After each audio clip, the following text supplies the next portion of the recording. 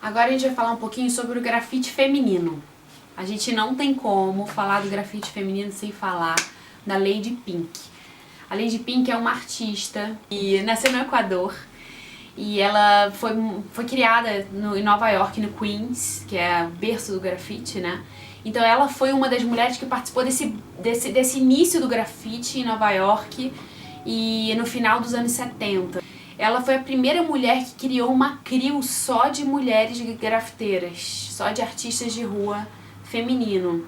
Então a gente deve muito a ela, porque realmente, se a gente passa dificuldade hoje em dia, imagina ela nos anos 70 com um grafite no meio do hip hop, que é um meio tão machista, dominado por homens, nesse período mais ainda. Então, assim, a Lady Pink é é um símbolo, é uma rainha do grafite aí na história do grafite. A gente tem pioneiras e mulheres fundamentais para a história do grafite no mundo, de formas diferentes em cada país.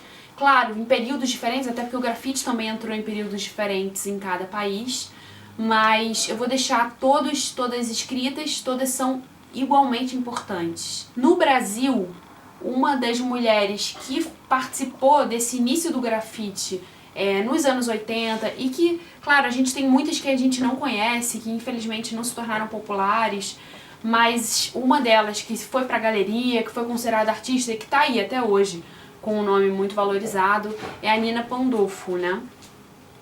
De São Paulo, que participou desse início do grafite em São Paulo nos anos 80.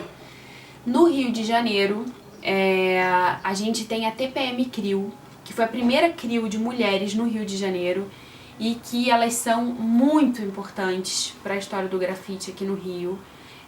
São fundamentais, a gente na época não tinha muitas mulheres e logo depois foram surgindo novos nomes. A Joana César foi também um nome muito importante, ela tem um grafite bem único, eu vou deixar aqui para vocês na apostila para vocês conhecerem mais. A Joana ela criou um alfabeto próprio dela e através de códigos ela fez o diário dela pela cidade.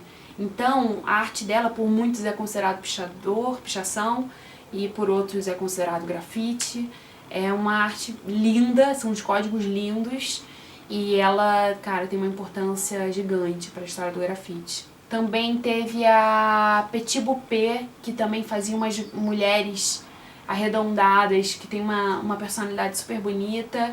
Eu vou deixar tudo escrito para vocês verem. E depois vem a Pamela Castro, que na época era conhecida como Anarquia Boladona, que também veio peitando muita coisa e criou a Rede Nami.